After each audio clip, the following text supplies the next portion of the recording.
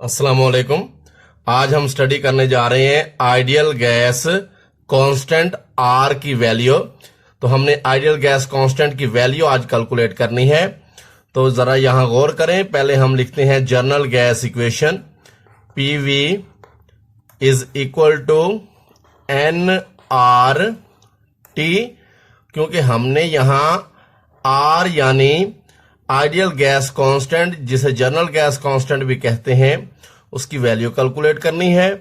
तो इसके लिए हम एन और टी को इस साइड पे जाके डिवाइड कर देंगे तो हो जाएगा P V over N T बराबर है आर के। तो यहां इस फार्मूला से हम आइडियल गैस कांस्टेंट यानी आर की वैल्यू कैलकुलेट करेंगे।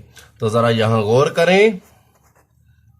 If we have 1 mole of an ideal gas, अगर हमारे पास किसी आइडियल गैस का 1 मोल हो, इट ऑक्युपाई, ये ऑक्युपाई करेगी वॉल्यूम, कितना वॉल्यूम 22.414 डेसीमीटर क्यूब। तो अगर हमारे पास 1 मोल आइडियल गैस हो तो वो वॉल्यूम ऑक्युपाई करेगी 22.414 decimetre cube at standard temperature and pressure. तो स्टैंडर्ड टेम्परेचर जो है आइडियल गैसेस के लिए, स्टैंडर्ड टेम्परेचर फॉर गैसेस जो है वो है 273.16 केल्विन एंड स्टैंडर्ड प्रेशर जो है वो है 1 एटमॉस्फेरिक प्रेशर यानी 1 ATM, 1 एटमॉस्फेरिक प्रेशर। अब हम ये मोल की वैल्यू आ गई 1 मोल, ये हमारे पास वॉल्यूम की वैल्यू आ गई, ये हमारे पास टेम्परेचर की वैल्यू आ गई और ये हमारे पास प्रेशर की वैल्यू आ गई। तो अब हम इन वैल्यूज को इस फार्मूला में पुट करते हैं। गौर कीजिएगा, आर, यहां प्रेशर की वैल्यू लिखें 1 ATM, यहां वॉल्यूम की वैल्यू लिखें 22.414 डेसीमीटर क्यूब। यहां मोल कितने हैं 1, तो हम लिखेंगे 1 मोल एन के लिए। और यहां टेम्परेचर जो है वो है 273.16 केल्विन, ये है स्टैंडर्ड टेम्परेचर फॉर गैसेस। तो अब अगर इसे हम हल करें तो हमारे पास जो आंसर आएगा वो होगा 0.0821 डेसीमीटर क्यूब ATM पर केल्विन पर मोल। तो ये हमारे पास आ गई आर की वैल्यू। लेकिन एक बात याद रखें, वैल्यू ऑफ आर, जिसे हम जनरल गैस कांस्टेंट भी कहते हैं, value of R depend upon R की वैल्यू डिपेंड करती है द यूनिट्स पे यूज्ड फॉर, जो कि इस्तेमाल किए गए हैं टेम्परेचर के लिए, प्रेशर के लिए और वॉल्यूम के लिए। यानी टेम्परेचर, प्रेशर और वॉल्यूम के लिए जो यूनिट इस्तेमाल किए जाते हैं उसी के हिसाब से आर की वैल्यू होती है। तो हमने सीखा value of R depend upon the unit use for temperature, pressure and volume. तो जो यूनिट हम इनके यूज करेंगे उसी के हिसाब से आर की वैल्यू होगी। अगर हम यूनिट चेंज कर देंगे तो वैल्यू भी आर की चेंज हो जाएगी।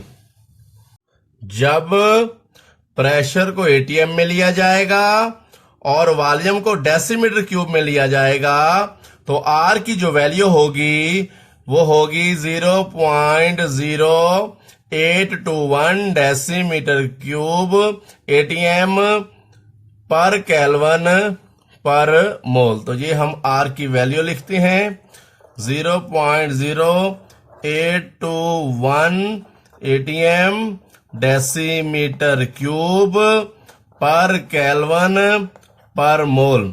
यहां एक क्वेश्चन बनेगा जिसको हम जरा गौर से देखते हैं कि what is physical significance of value of R. तो आर की जो वैल्यू है उसकी फिजिकल सिग्निफिकेंस क्या है? तो देखें, जरा गौर करें। If we have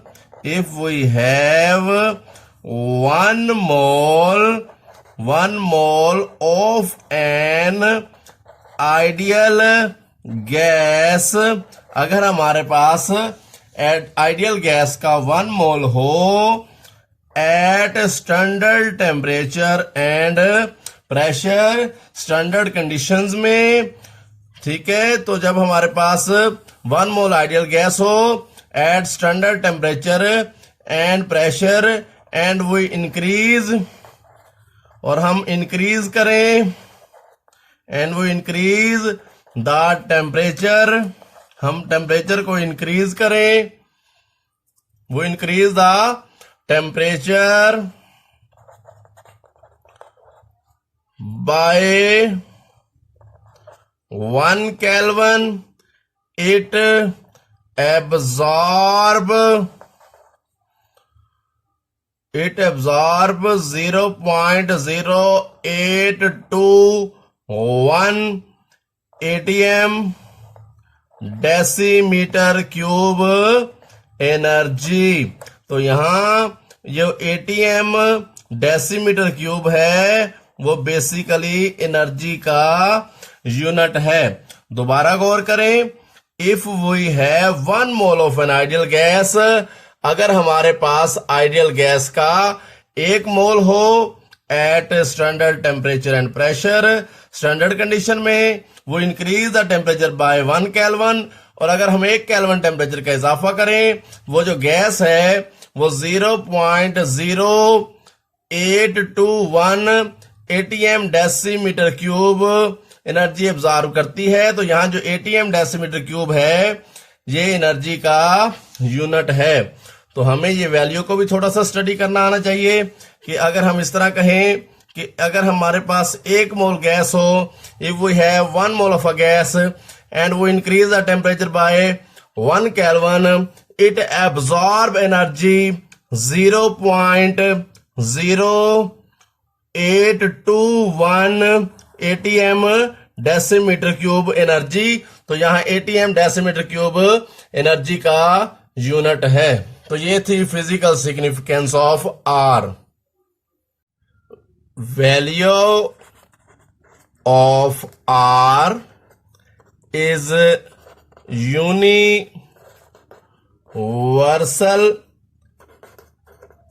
parameter for all gases. तमाम गैसेस के लिए जो आर की वैल्यू है वो यूनिवर्सल पैरामीटर है, यानी तमाम गैसेस के लिए आर की वैल्यू सेम होती है।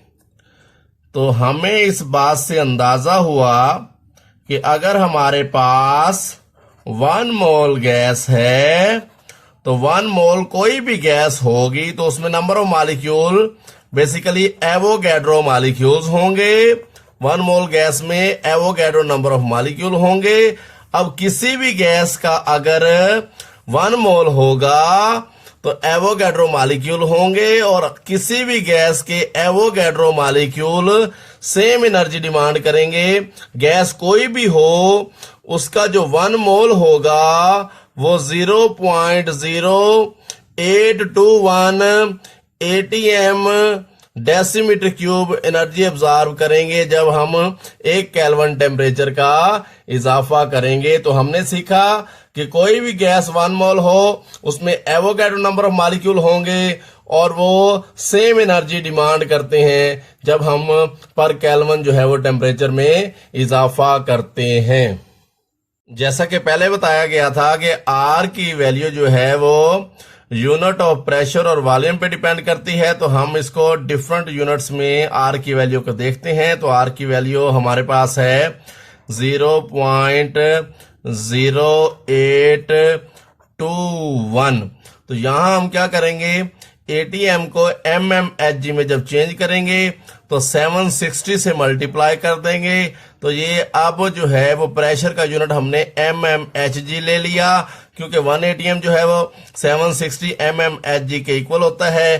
तो इसलिए हमने उसको 760 से मल्टीप्लाई कर दिया। तो atm की जगह हमने 760 mmHg लिख दिया। बाकी यूनिट वही रहेंगे। यहाँ डेसीमीटर क्यूब आ जाएगा, यहाँ पर केल्विन आ जाएगा और ये पर मोल आ जाएगा। बाकी यूनिट वैसे के वैसे आ जाएंगे। सिर्फ यहाँ हमने एटीएम की जगह जो है यूनिट यूज किया है प्रेशर के लिए वो mmHg यूज किया है और एटीएम की जो वैल्यू है 1 atm की वो 760 mmHg के बराबर, तो उससे मल्टीप्लाई कर देंगे। तो आर की वैल्यू हो जाएगी 62.4 mmHg डेसीमीटर क्यूब पर केल्विन पर मोल। अब हम क्या करते हैं कि यहाँ पे हम mmHg की जगह टार का प्रेशर भी यूज कर सकते हैं, यूनिट यूज कर सकते हैं। तो आर को हम टार में प्रेशर का यूनिट जो है वो टार में लिखेंगे। तो 62.4 ये आ गया टार और ये वैसे का वैसे डेसीमीटर क्यूब पर केल्विन और पर मोल भी वैसे का वैसे, क्योंकि 1 mmHg बराबर होता है 1 टार के। तो सिर्फ हमें यहाँ यूनिट चेंज करना पड़ेगा, क्योंकि हमें पता है कि 1 mmHg बराबर होता है 1 टार के। तो इसलिए हमें यहाँ सिर्फ mmHg की जगह टार लिखना पड़ेगा, बाकी वैल्यू वही रहेगी। अब नेक्स्ट हम चलते हैं। तो हम डेसीमीटर क्यूब की जगह अगर हम सेंटीमीटर क्यूब में इसको ले जाएं तो हमें यहाँ 1000 से मल्टीप्लाई करना पड़ेगा। तो 62.4 ये टार आ गया और हम यूनिट करेंगे यहाँ पे सेंटीमीटर क्यूब। तो डेसीमीटर क्यूब की जगह जब सेंटीमीटर क्यूब लिखेंगे तो 1000 से हमें मल्टीप्लाई करना पड़ेगा, क्योंकि हमें पता है कि 1 डेसीमीटर क्यूब में 1000 सेंटीमीटर क्यूब होते हैं। बाकी आ गया पर केल्विन पर मोल। तो जवाब आर का आ जाएगा हमारे पास 62,400 सेंटीमीटर क्यूब और ये आ जाएगा टार और पर केल्विन पर मोल। तो ये जब वॉल्यूम सेंटीमीटर क्यूब में हो, प्रेशर टार में हो, तो उस वक्त जो हमारे पास आर की वैल्यू है वो 62,400 होती है, क्योंकि हमने पहले ही आपको बताया था कि जब यूनिट प्रेशर वॉल्यूम की चेंज करेंगे तो आर की वैल्यू चेंज हो जाएगी। Now we calculate the value of R. Now we calculate value of R in SI units. तो अब हम आर की जो वैल्यू है वो SI यूनिट में कैलकुलेट करेंगे। तो जरा गौर कीजिएगा। तो हमें पता है कि हमारे पास यहाँ जो है 1 atm प्रेशर था। तो अगर इसको हम SI यूनिट में चेंज करें तो 1 atm बराबर होता है 101,325 न्यूटन पर मीटर स्क्वायर। तो ये हमारे पास प्रेशर की वैल्यू आ गई SI यूनिट में, यानी न्यूटन पर मीटर स्क्वायर में। और इसी तरह अगर हम वॉल्यूम की बात करें तो वॉल्यूम हमारे पास था, कितना वॉल्यूम था, ये तो हमारे पास प्रेशर आ गया। वॉल्यूम था 22.414 डेसीमीटर क्यूब। तो हमें इसको चाहिए हमें SI यूनिट में। तो हम इसको एसआई यूनिट में कन्वर्ट करेंगे। तो एसआई यूनिट होता है मीटर क्यूब, तो उसका जो जवाब बनेगा वो बनेगा 0.02241 मीटर क्यूब।